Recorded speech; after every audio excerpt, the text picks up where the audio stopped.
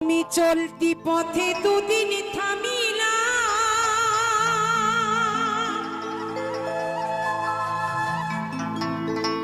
ভালোবাসার মালা খানি গলে পড়িলাম, আমি গলে পড়িলাম।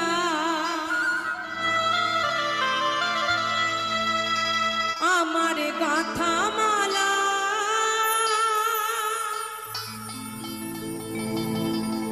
আমার গাথা মালা যায় যে ছিঁড়ে,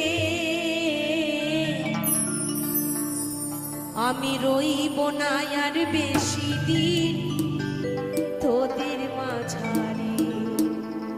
তাই না মা? আজ আছি, হয়তো কাল রব না।